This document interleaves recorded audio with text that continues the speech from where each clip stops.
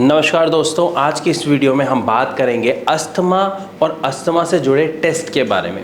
क्योंकि बहुत सारे लोगों के बहुत सारे सवाल होते हैं, जब उनको किसी तरीके का कोई टेस्ट बोला जाता है तो वो जानना चाहते हैं वो टेस्ट क्या है, उसमें क्या होगा, कैसे पता चलेगा अस्थमा है या नहीं है।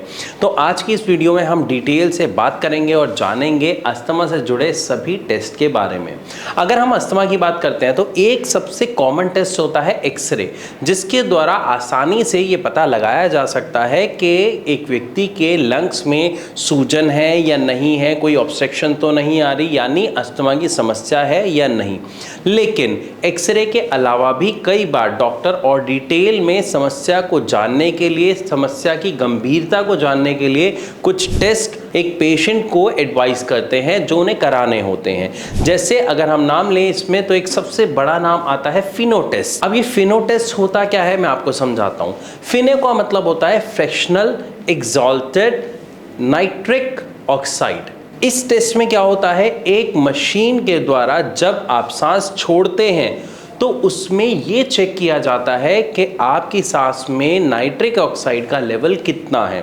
अगर आपकी सांस में जो आप छोड़ते हैं उसमें नाइट्रिक ऑक्साइड का लेवल बढ़ा हुआ आता है तो वो शो करता है कि आपके एयरवेज में या लंग्स में इन्फ्लामेशन है, यानी आपके लंग्स में समस्या है जिसकी वजह से ये लेवल बढ़ा हुआ आ रहा है और इसका कारण अस्थमा हो सकता है। इसके अलावा कुछ और भी टेस्ट एडवाइस किए जाते हैं, जिसमें दूसरे टेस्ट का नाम आता है स्पायरोमेट्री टेस्ट।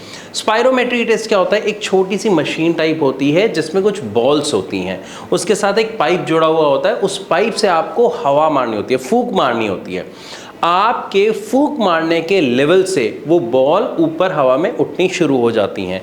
उससे ये पता चलता है कि आपका जो लंग्स है उसकी जो कैपेसिटी है वो कितनी है। क्या आप प्रॉपर लगातार हवा मार के उन बॉल्स को हवा में रख पा रहे हैं या नहीं, या कितने सेकंड्स तक रख पा रहे हैं, कितना प्रेशर आपके लंग्स लगा पा रहे हैं, जिससे ये पता लगाया जाता है कि आपके लंग्स में कोई समस्या है या नहीं। ये जो स्पायरोमेट्री टेस्ट है ये बहुत कॉमन होता है, अक्सर डॉक्टर्स के पास ये मशीन्स होती हैं तो वो अपने क्लिनिक में ही इस टेस्ट को करा लेते हैं। और इसके बाद अगर एक और हम बड़े टेस्ट का नाम लें तो वो टेस्ट होता है एलर्जिक टेस्ट, यानी एक ऐसा टेस्ट जिससे ये पता लगाया जाता है कि आपको जो समस्या आ रही है वो किसी एलर्जन की वजह से आ रही है या आपके इम्यून सिस्टम की वजह से आ रही है।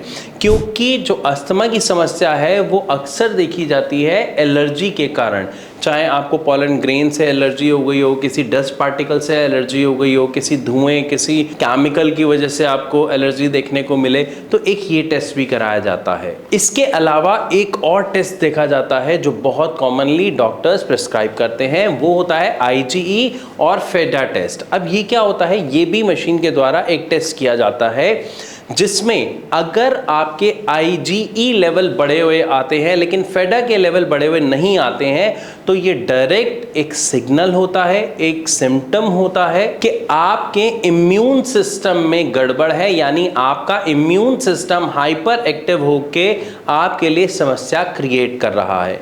लेकिन इसी के दूसरी तरफ जब हम देखते हैं कि IgE और आपके फेडा दोनों के लेवल बढ़े हुए आते हैं तो ये एक साइन एंड सिम्टम होता है कि आपकी जो समस्या है, जो अस्थमा की समस्या है, जो सांस लेने में आपको दिक्कत आ रही है, जो बहुत ज़्यादा खांसी और कफ यानी बलगम बन रहा है, उसका कारण एलर्जन है, यानी किसी सब्सटेंस के कारण आपकी बॉडी ऐसा रिएक्ट कर रही है। चाहे वो कोई केमिकल प्रोडक्ट हो सकता है, कोई डीओ हो सकता है, कोई धुआं हो सकता है, घर में जल रही कोई अगरबत्ती हो सकती है, पॉलन ग्रेन हो सकता है, कोई भी इसका कारण हो सकता है।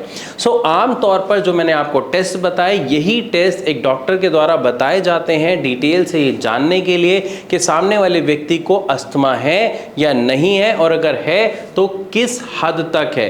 क्योंकि सर्दी जुकाम होना, खांसी होना, बलगम आना, छाती में जकड़न महसूस होना या सांस लेने में दिक्कत का सामना करना या इवन रात को सोते समय खांसी ज़्यादा आना, ये सभी लक्षण अस्थमा के भी होते हैं। और आम हमें जब कोल्ड एंड कफ होता है, यानी जब मौसम बदलता है तबीयत खराब होती है तब भी देखने को मिलते हैं। लेकिन ये अस्थमा है या नहीं, इसके लिए ये टेस्ट आपको डिटेल से कराने के लिए कहा जाता है।